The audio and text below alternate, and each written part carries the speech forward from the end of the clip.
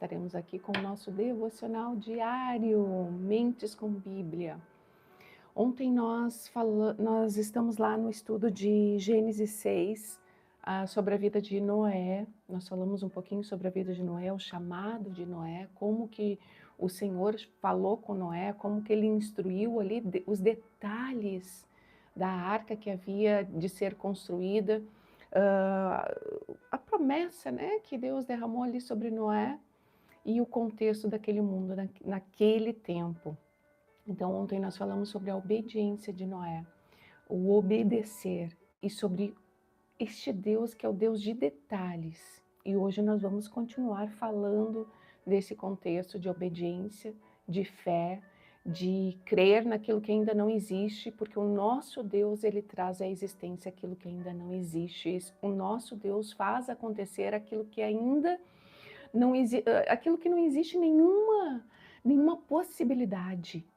Um ventre fértil, uma porta de trabalho, uma restauração de uma família, o retorno de um marido, né, que traiu um contexto, ou um retorno de um filho rebelde que estava perdido. Deus pode trazer a esperança para nós nesse dia. Deus pode mudar aquilo que os nossos olhos humanos estão vendo diante das aflições dessa terra. E é sobre isso que nós vamos falar hoje. Eu quero já orar para nós começarmos. Senhor, obrigada por esse tempo, Senhor. Obrigada, Senhor, por podermos olhar para a Tua palavra, Senhor. Porque sabemos que só pelo fato de estarmos aqui na Tua presença, olhando para a Tua palavra, Senhor, sabemos que fomos chamados por Ti. Sabemos que fomos tocados pelo Teu Santo Espírito, Senhor. E eu te peço, Espírito de Deus, vem e nos dá sabedoria sobre a Tua palavra, nos faz entender, Senhor, os mistérios que estão ali envolvidas na Tua palavra, a verdade que está na Tua palavra, as instruções que Tu nos traz através da Tua palavra, Senhor, para que nós possamos aplicar no nosso dia de hoje, nas nossas aflições, nas nossas mazelas, para que nós possamos nos fortalecer em Ti, Senhor, porque a nossa salvação, ela provém somente de Ti, Senhor. A nossa força, ela provém somente de Ti, Senhor. A nossa esperança, Senhor, aumenta em nós a fé necessária para que nós continuemos olhando para os Teus olhos, Senhor, e seguindo em frente com passos firmes aqui nessa terra, Senhor. Passos que Te agradem, Senhor. Então, em nome de Jesus, sê conosco. Amém. Então, queridos, aqui Noé, veja, Noé, uma coisa que me chamou a atenção enquanto eu estava estudando. Noé, lá em Gênesis capítulo 5, versículo 32, a palavra nos diz: depois que completou 500 anos, Noé gerou 3 filhos, Sem, Cã e Jafé. E isso é um pouquinho diferente da descendência dele. Se nós formos ler ali o início do capítulo 5, nos fala o seguinte: esse é o relato dos descendentes de Adão. Quando Deus criou os seres humanos, formou-os semelhante a ele, criou-os homem e mulher quando foram criados. Deus os abençoou e os chamou de humanidade. Um pouquinho da história da nossa criação. Mas o que me chama a atenção aqui dentro desse contexto que nós estamos olhando para Noé é que aqui, aos 130 anos, Adão teve um filho chamado Sete. Depois ali, aos 105 anos, Sete gerou Enos. Aos 90 anos, Enos gerou Cainã. Aos 70 anos, Cainã gerou Maalalel. Aos 65 anos, Maalalel gerou Jared. Aos 162 anos, Jared gerou Enoque. Aos 65 anos, Enoque gerou Matusalém. E depois, aos 187 anos, Matusalém gerou Lameque. E aos 182 anos, Lameque gerou um filho que chamou de Noé. E por que Noé, na sua velhice, foi lá depois dos 500 anos dele, então que ele foi ter os 3 filhos dele? Porque o Senhor já estava ali, os dias ali, a promessa, a aliança que o Senhor estava fazendo através de Noé já estava ali sendo efetivada. A Bíblia não nos fala o contexto, né, o mistério que vem anteriormente a isso, mas nós podemos pensar que Noé já era velho, sua esposa já era velha também, possivelmente com um ventre infértil, né? Não gerava filhos. Então, quando Deus chamou ali Noé para fazer parte dessa aliança, né, de purificar a humanidade e depois criar uma descendência através de Noé e seus filhos, possivelmente o milagre ali começa a acontecer a partir daquele momento. 3 filhos são ali criados, né? O Senhor deu 3 filhos a Noé, porque a promessa consistia em que Noé, sua esposa e os seus filhos entrariam na arca e a descendência dele seria a humanidade que hoje é a nossa, né? Que somos todos nós descendentes lá da descendência de Noé. Então a promessa, ela vem se cumprindo, Deus vai fazendo com aquilo que era morto comece a florescer para que a promessa dele, para aquilo que ele tem prometido para nós e através de nós possa acontecer. E eu quero levar também aqui esse contexto de Noé. Veja, quando Noé começou a construir a arca, o Senhor nos fala aqui que nos dias de Noé, capítulo 6 aqui, nos dias de Noé havia uma perversidade sobre a terra, havia uma violência sobre a terra, havia uma falta de temor ao Senhor sobre a terra, e que Deus encontrou somente em Noé um homem que realmente ele pudesse dizer, não, esse eu gostei dessa conduta, esse eu realmente estou aprovando. Somente Noé, diante de toda aquela população. Então Noé começa ali a construir essa arca. O Senhor passa aqui as dimensões, conforme nós falamos aqui em capítulo 6, a partir do versículo 14 até o versículo 16. O Senhor passa as dimensões da arca. Então Noé, eu imagino que Noé começou ali a separar as madeiras, separar os objetos, separar aquilo que iria ser a base para ele construir a arca, separa o terreno e ele começa a construir. Porém, aqui nessa época, dentro deste contexto, a palavra nos diz lá em Gênesis, que no início de Gênesis aqui, que somente o orvalho, eu não vou me aprofundar nesse detalhe, mas somente o orvalho fluía e esse orvalho era o que regava a terra naquele momento, naquele contexto. Não haviam chuvas. Diante do que a palavra nos deixa aqui, entender, não haviam chuvas. E este homem estava construindo uma arca para se livrar de uma tempestade, se livrar de um contexto de inundação onde não haviam chuvas. Então, este homem possivelmente foi chamado muitas vezes de louco, foi chamado muitas vezes de alguém que estava cometendo uma insanidade, alguém que estava totalmente fora dentro daquele contexto. E olha o que Deus nos fala sobre, nós podemos trazer sobre o contexto de hoje, o que nós vivemos hoje, sobre a declaração que nós fazemos a respeito de Jesus Cristo, de que Jesus Cristo vive, de que Jesus Cristo morreu e foi ressuscitado lá naquela cruz, de que Jesus Cristo tem uma aliança de eternidade junto conosco. E olha aqui que Paulo fala em 1 Coríntios a respeito disso, fazendo um link sobre essa loucura ali que Noé vivia ali, a loucura aos olhos dos homens, né? Que Noé vivia ali dentro daquele contexto de mundo ali perverso daquela época e que é o contexto de mundo que nós vivemos hoje, o aumento da violência, o aumento das guerras. A última cúpula que houve lá na China, onde se uniram, inclusive o nosso governo estava representado lá na China, dentro desse contexto, e isso é assustador, o nosso governo lá do Brasil, né?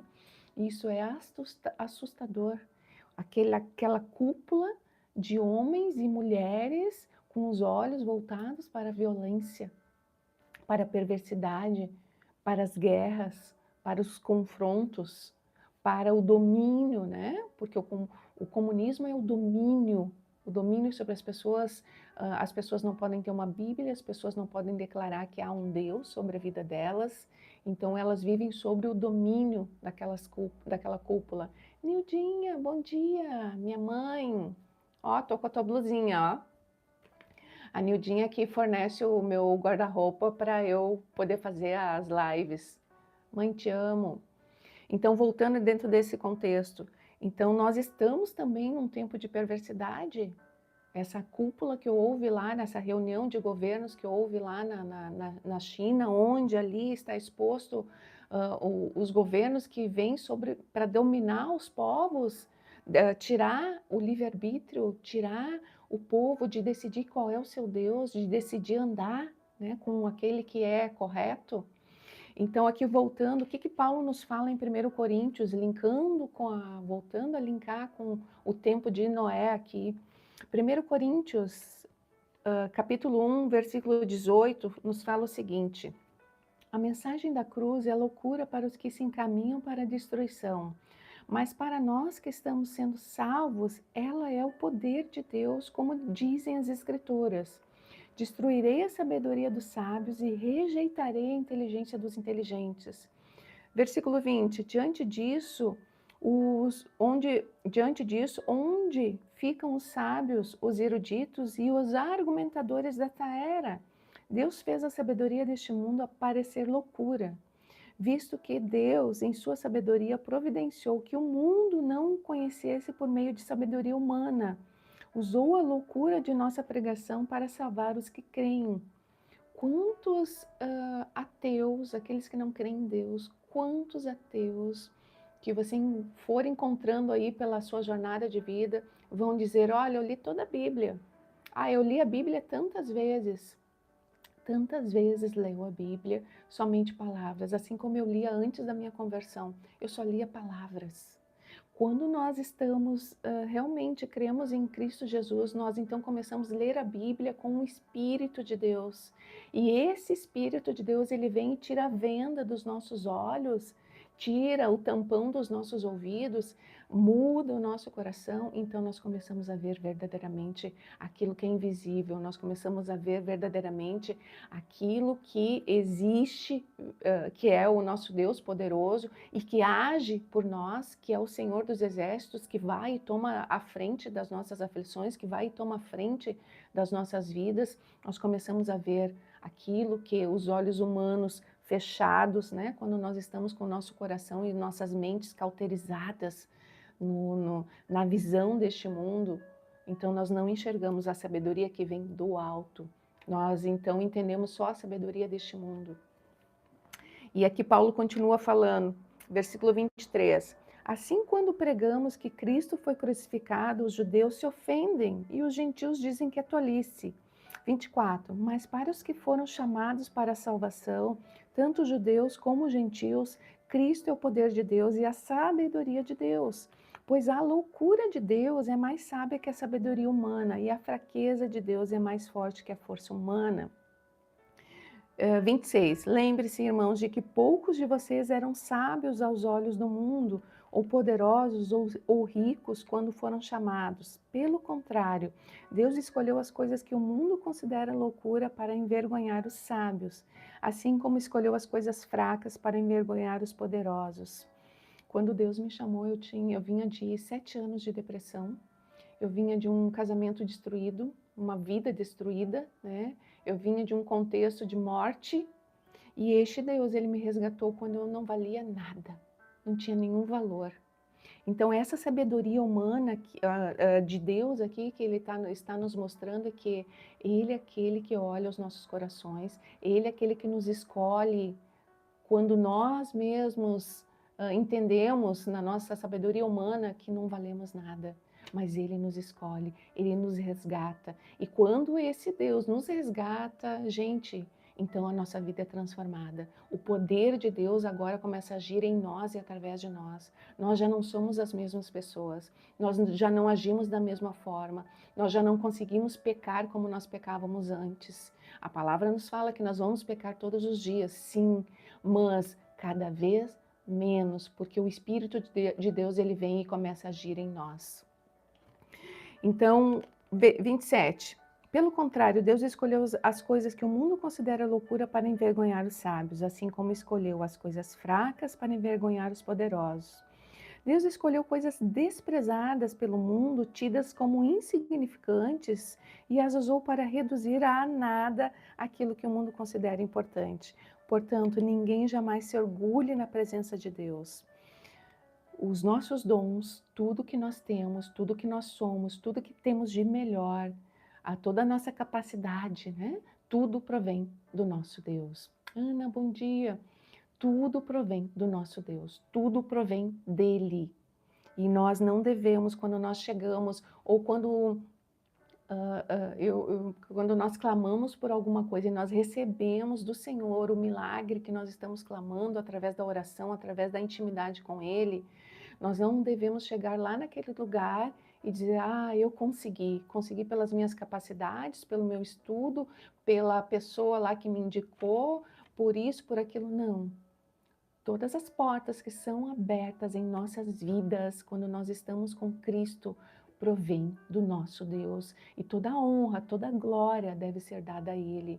Nós devemos fazer um culto que dizemos de ação de graças quando nós recebemos algo do Senhor. Nós devemos adorar e honrar a Ele em todo o tempo, porque nós somos insignificantes, falhos e pecadores. Nós dependemos dele para tudo. E aí, versículo 30. Foi por iniciativa de Deus que vocês estão em Cristo Jesus, que se tornou a sabedoria de Deus em nosso favor, nos declarou justos diante de Deus, nos santificou e nos libertou do pecado. Portanto, como dizem as Escrituras, quem quiser orgulhar-se, orgulhe-se somente no Senhor. Então, eu quis trazer essa palavra de 1 Coríntios aqui, a partir do versículo 18 até o versículo 31, para falar um pouco sobre o contexto que nós nos encontramos hoje e o contexto que Noé se encontrava naquele tempo. Então, para aquelas pessoas daquele tempo, a construção de uma arca ali, a direção que Noé estava recebendo do Senhor era loucura. E quantas afrontas esse homem deve ter tido ali em torno de 100 anos. A palavra de Deus, ela não é...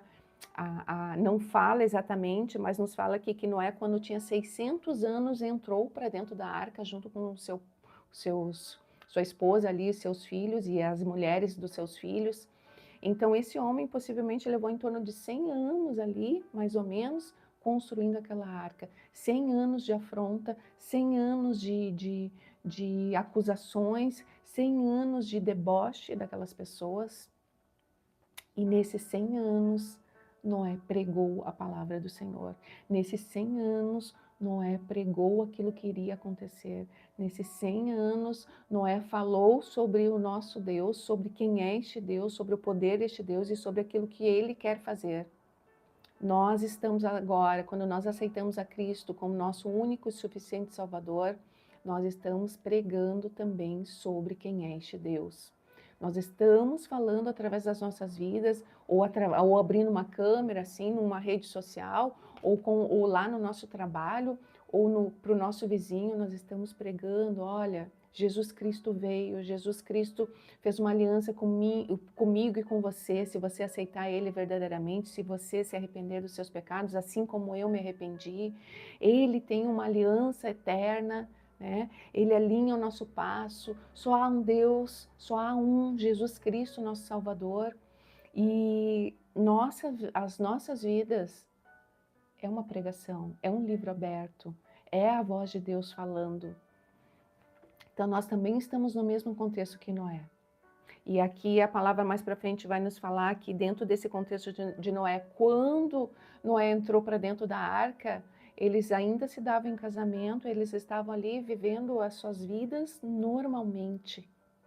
E a mesma coisa vai acontecer quando Jesus Cristo rasgar os céus e apontar ali e vier buscar o seu povo. Então ainda há tempo, busque o Senhor de todo o seu coração. Eu não vou entrar agora nesse capítulo 7 aqui, que é o próximo capítulo de Noé, mas busque o Senhor de todo o coração.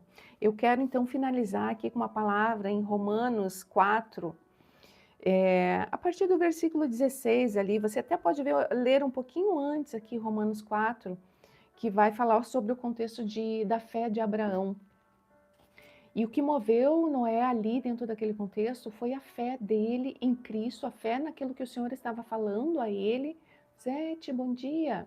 A fé daquilo que o Senhor estava falando a ele Então, direcionou ele para construir a arca. E aqui eu também quero levar para Romanos 5 para falar sobre a fé de Abraão. Aquilo que ainda não existe, o nosso Deus é poderoso para trazer à existência. O trabalho que você está esperando, a família restaurada que você está esperando, a cura de uma doença que você está esperando, o resgate de um filho rebelde, a transformação na sua vida financeira, ou a transformação dos seus relacionamentos, a transformação do seu caráter. Nosso Deus é poderoso para trazer à existência aquilo que ainda não existe. E ele nos usa aqui em Romanos 4, a partir do versículo 16, um pouquinho antes também, mas eu vou me apegar nessa passagem aqui do versículo 16, sobre a fé de Abraão. É por isso que a promessa vem pela fé, para que ela seja segundo a graça, e assim alcance toda a descendência de Abraão, não somente os que vivem sob a lei, mas todos que têm fé, como a que teve Abraão. A palavra de Deus, ela nos fala que sem fé é impossível agradar a Deus. Não adianta nós estarmos ali alinhados, engessados, né, cumprindo as leis ali, sem termos a fé para que se mova as nossas situações diárias, né, para que o nosso caminho se mova, para que o Senhor faça maravilhas nas nossas vidas, para que aquilo que nós vemos nele possa ser transformado aqui nessa terra. Então aqui ele continua aqui, Abraão, pois ele é o pai de todos que creem. Conforme aparece nas Escrituras, eu o fiz pai de muitas nações. Isso aconteceu porque Abraão creu no Deus que traz os mortos de volta à vida e cria coisas novas do nada. Um ventre estéril, uma mãe que não tem uma jovem, uma mãe, né, que não tem filhos, que tem ali, que clama ao Senhor pelo seu ventre estéril. Não pare de clamar, continue clamando. Nosso Deus, Ele é poderoso para trazer à vida mesmo aquilo que está morto, para reviver, né? Trazer a vida que vem dele, aquilo que ainda os nossos olhos não veem, humanos. E aqui Abraão teve muitas provas de fé ao Senhor. Teve a prova de fé quando ele creu que o ventre da Sara ali já era idosa, já estava na menopausa, e ele já idoso também, ele creu que ele seria pai de nações. E pela fé dele nós estamos aqui hoje diante deste Deus e podemos declarar a mesma fé, né? A fé que transforma, a fé que muda. E aqui Abraão também teve um contexto onde ele foi lá e quando Deus pediu o filho dele, Isaque, como sacrifício, o ídolo, né, que Abraão tinha ali dentro daquele contexto, ele vai lá, anda 3 dias, no outro dia a palavra de Deus nos fala que ele levanta, pega o seu filho, pega os seus servos, anda 3 dias até chegar ao monte indicado pelo Senhor, e chega lá e coloca ali o Isaque no altar, e vai ali, quando ele vai realmente sacrificar Isaac, brada uma voz lá do céu dizendo que ele foi considerado, né, fiel ao Senhor, de que ele não precisaria mais matar o seu filho e que o cordeiro já havia sido separado ali, então ele tem o seu filho novamente. Mas quando ele vai ali nesse ato de fé, ele na mente dele, no coração dele, ele tinha toda a certeza, porque ele estava olhando para a promessa que o Senhor deu para ele, que ele seria pai de nações. Ele tinha toda a certeza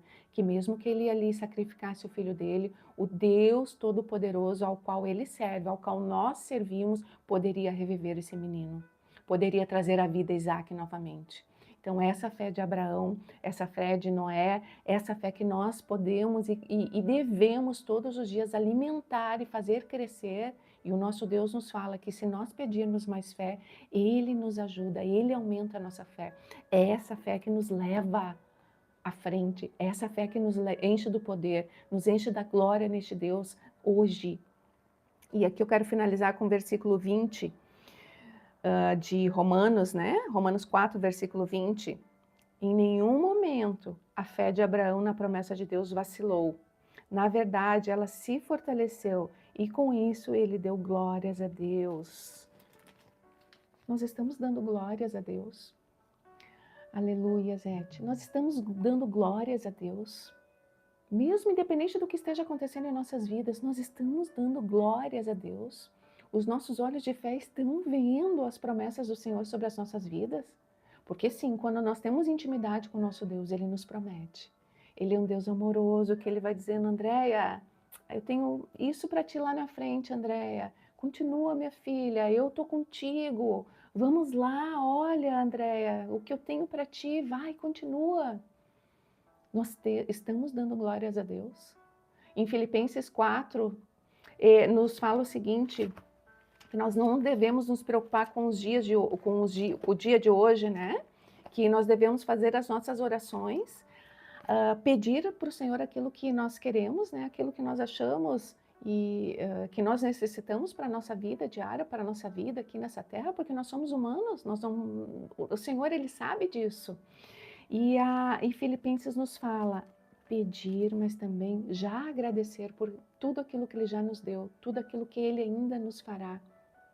Nós estamos dando glórias a Deus.